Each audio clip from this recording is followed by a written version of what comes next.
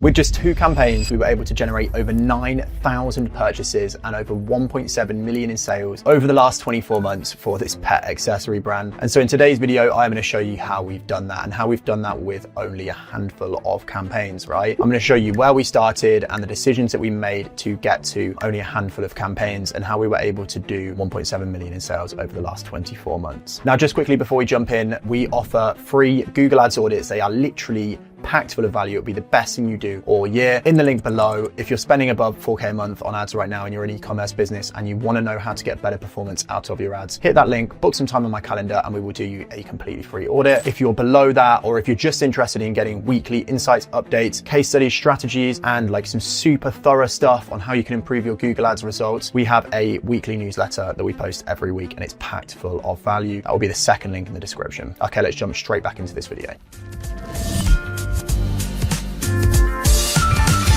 Now, just for some quick context, this brand is based in the US. They are, as I mentioned, a pet accessory brand. So they sell dog beds, dog accessories, dog toys, that sort of thing. And we've been working with them for the last 24 months, right? In fact, maybe a little bit longer now when recording this video, but we weren't starting completely from scratch. They had been working with a previous agency, so we had some data. They'd been spending some money on Google Ads and they essentially just weren't happy with performance, right? So they moved over to us. And so now what I'm going to show you is the structure that we built and how that changed over time. So we started with our multi-campaign structure, which is what we would recommend and what we tend to launch for most e-commerce brands that we work with. Now, the structure does change quite a lot depending on the brand, but essentially the reason we started with this structure is because when we've got different products, different categories, different AOVs, we need budget control and we need to be able to segment to avoid spending too much on low AOV products and too little on high AOV products. Each different category has their own different margins, so a lot of the time we will segment in this way, right? Or we might segment by best sellers, mid performers, low performers, right? But the multi-campaign structure looks quite similar. So the initial setup for these was a dog toy campaign, which was a Performance Max campaign. That's campaign number 1. That was getting 30% of our budget distribution. Campaign number 2, which was our biggest campaign of all of them, was a dog bed campaign. Again, a Performance Max campaign that was getting 60% of our spend. So quite a big lion's share of the spend there. And then we had our brand campaign, which was 10% of spend. That was campaign number 3. So we started off with a total of 3 campaigns. Not a lot, right? But this brand didn't have tons of different categories and we wanted to focus on the ones that we knew were profitable from the historic performance that we saw inside the account from the previous agency. And so what we basically did next is we ran this structure for a couple of months. We let the campaigns gather some data and then we looked at the numbers by category. So we were looking at dog beds versus dog accessories in this particular case, or dog toys, right? Here's the results after a few months, right? So our dog toy campaign, which was the first campaign that we built, getting 30% of the budget, got 227 purchases with a cost per purchase of $31.28 and a ROAS of 2.1. Now, our second campaign, which was our dog bed campaign, which had more spend through it, 60% of the spend, got a lot more purchases. It got 489 purchases with a cost per purchase of $22.50 and a ROAS of 3.8. Now, the brand campaign we'll briefly touch on, but the brand campaign did its job. It mopped up all the customers that were coming back looking for us, that already knew us, that were just typing in our brand name and finding us online to come back and purchase, right? So it did its job, got a good high impression share, a low CPC, and it brought customers back to the site and made sure people could find us as easy as possible. Now, at this point, the problem became super obvious to us, right? Dog toys were dragging down the account ROAS. And so the dog toy campaign had a 35% higher CPA, cost per purchase, than the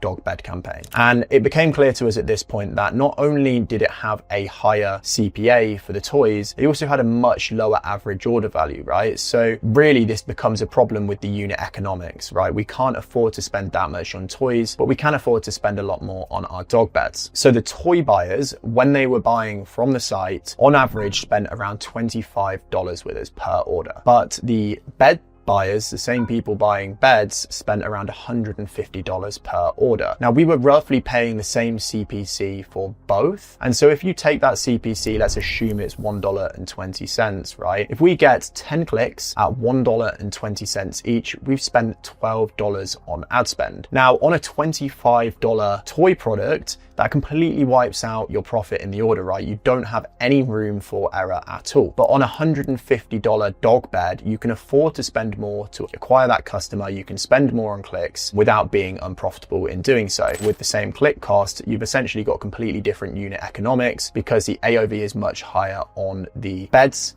than it is on the toys. So the takeaway that we took from this is that essentially you need a high AOV and high profit margins to do well with your Google ads. And so we had to make the difficult call to essentially lean more into beds and stop forcing spend through dog toys that were just essentially unprofitable for us. So what we did as a result of this is we changed the campaign slightly. We leaned massively into dog beds. So our campaign structure looked very different, right? We turned off dog toys altogether, and that budget went straight into dog beds. So we were spending 90% of our entire budget on dog beds and acquiring dog bed customers, and then 10% still on our branded search. We pushed the focus into the products that had better unit economics and a higher AOV and better profit margins. And we were essentially able to acquire customers profitably on first purchase with dog beds. Now, within the first month, we essentially saw performance improvements across the board from doing this. It was definitely the right call. So we instantly saw more sales, more revenue, better profit, and for the first time the account was actually achieving a ROAS that was in the green. Now, after a couple of months of doing this, we hit a completely new roadblock, one that we've come across time and time again with other brands, but this was a couple of years ago, right? And a lot has changed with Performance Max. So we noticed that basically everything looked great on paper. We had a strong ROAS, we had high sales, and we had a happy client at the end of the day. But under the campaigns was an issue that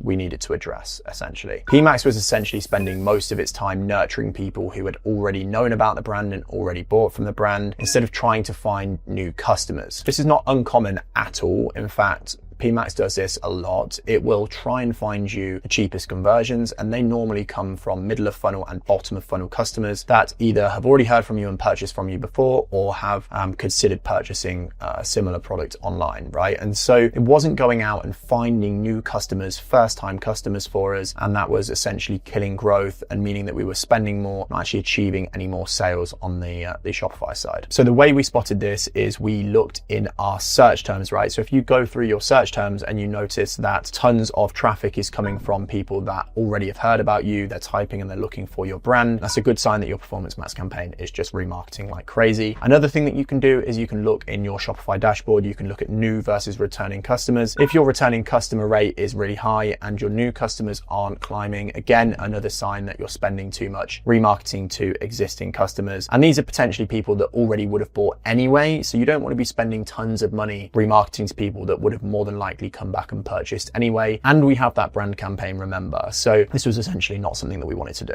See, Performance Max is essentially designed to get you as many conversions as possible, right? And so because of that, it's going to go after middle of funnel and bottom of funnel and the most likely to convert. And so that's why you'll see like PMax converting a lot of like past visitors and past buyers and people that have already purchased from you before. Now, most agencies will tend to allow this because obviously the reporting looks better, right? It looked good in the short term. Like you've just got a really high, healthy ROAS and you can report that month in, month out, and it looks great. And the client goes, oh, brilliant. Well, it must be doing something, right? But it doesn't really take into account that a lot of those customers would have already purchased from you anyway. And there's not enough new customer acquisition going on. But if you have a healthy returning customer rate, which we did, the goal should just be new customer acquisition. Your email marketing flows, the stuff you do on the back end, and the remarketing campaigns that you maybe run on Meta and stuff like that, they should really help with bringing customers back. But the goal here, if you've got a healthy customer, a healthy returning customer rate, needs to be new acquisition on new customers. So this is where we kind of had like an inflection point, and we had to either make the decision to turn brand off or continue down the same path that the old agency did, right? And so we decided to have the difficult chat with the client and turn off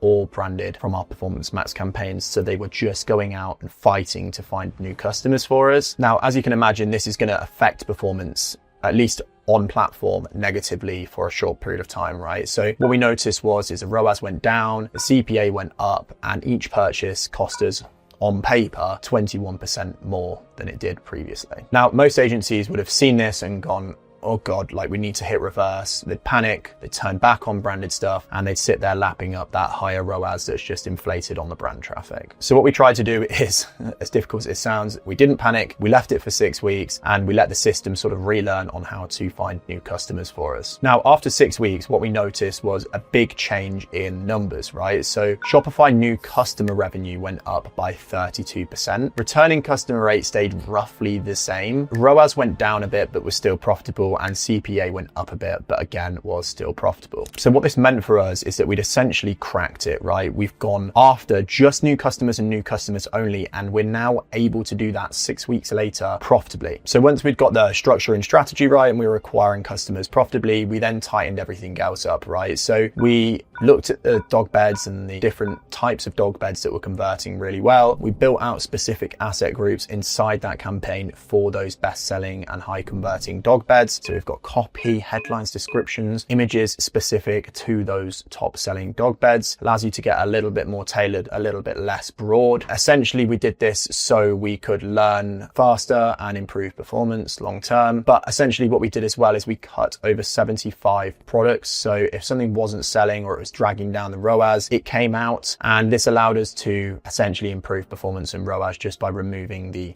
bottom 30-40% of products that just weren't doing very well for us, and as a result you get a better ROAS because of it. We then went on to sort of rebuild the assets, right? So we looked at their titles and we rebuilt them to help with searchability in shopping ads. We did the same for descriptions, and then we were inside the actual performance max campaigns themselves, improving the headlines, improving the descriptions, improving the copy inside there, so they had more tailored angles to the specific asset groups and just like better copy in general. So this basically stopped us from feeding the algorithm with the wrong inputs essentially, and get a little bit more specific on those asset groups, like I say. We then started optimizing Merchant Center, so we were looking at like the images and the different attributes that were missing from the feed, basically just cleaning up everything, right? Making sure that we had like GTINs in place, we had the right information in place, product categories, and tightening all the information up in Merchant Center so Google basically understood our products a little bit better. So the goal for this really was just to get the right products in front of the right customers at the right time and make sure that our shopping tiles were as engaging as possible for those listings that were already doing well, for the products that were already doing well. And that's how we were able to generate over 9,000 purchases, over $1.7 million